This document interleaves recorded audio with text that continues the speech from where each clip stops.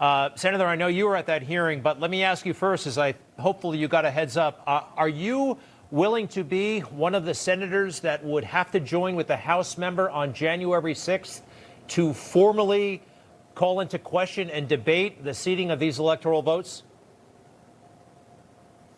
Well, first off, Greg, we'll see. We'll see. I think today was an important day. I think Chairman Ron Johnson did a good job. He held an important hearing today. We heard from Ken Starr, and then we heard from some individuals that gave us some information about what was going on in a couple of these states, what happened in Wisconsin, what happened in Nevada. And so I think all of us are in the same position. What we're doing is we're trying to get as much information as possible.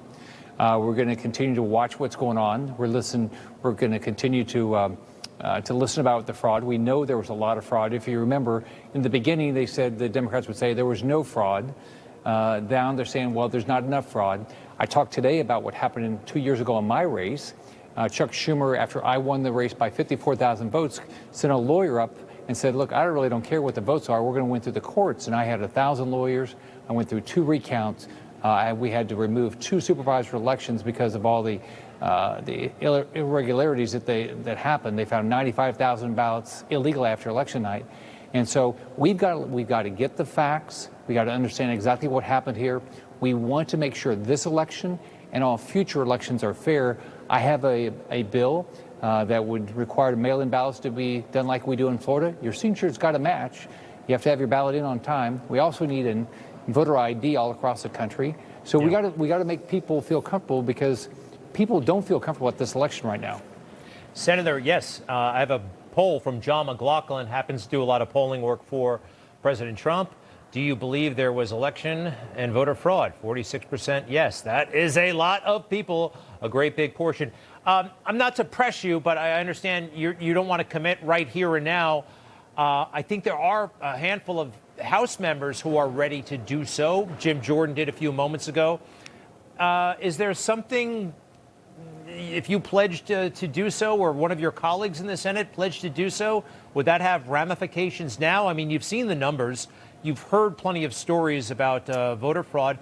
Why not have this discussion on January 6th? Why not commit to that? Well, I think what's important is to go through the process. Let's get the information. Let's make sure that if anybody's going to do something, you want to do it in a responsible manner and make sure that you can explain what you believe in, the way I did it today, talking about my race and what my expectations were. And so I think a lot of us are looking at this and saying, okay, let's continue to get information. Today was a very good day. I think Ron Johnson did a good job with the witnesses that came in and testified today. So I think a lot of us are looking at this just to try to make sure this election was done fairly. What can people do? There are a lot of folks at home who are frustrated. We are kind of waiting for action. I know a lot of folks want to do something, but there's this weird lull. Is there anything you would suggest to your constituents who have grave concerns about this? Is there anybody they should be writing? Is there anybody they should be calling? Well, I think most people are in the same position I am. You want to know about any irregularities in any state, whether it was in a Florida election or a Georgia election or Wisconsin or any other state, Pennsylvania. So what I'm doing, I think, is what a lot of people are doing, is let's take in the information and we'll make a good informed decision.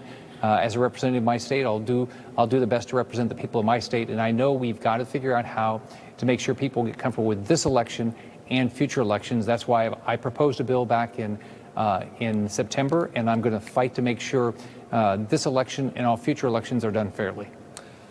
Senator Scott, we really appreciate it. Thank you very much. Have you talked to the president lately? And next time you talk to him, what do you want to say to him? If you can give us a little preview.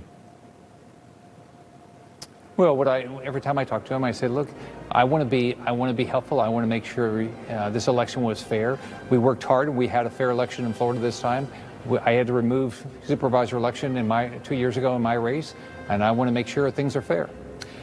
And let's just recap real quick why things were fair in Florida. You've been doing the mail-in voting for many years, maybe even more than a decade.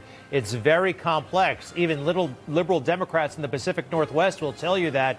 And you've got the systems down. Do you have confidence that the states that try to pull this off in 8 weeks, that they were nearly as professional and as thorough as you? No. No, they didn't. Mashing ballots, getting your votes in on time. Making sure you only give ballots to people that are registered. I mean, come on, you got to do this the right way if you're going to make American public feel comfortable that the election was fair. Okay, Senator Rick Scott, we appreciate it very, very much. Merry Christmas, and we'll see you on January 6th, if not before. Thank you, sir, very, very much. And we will be right back. Thank you.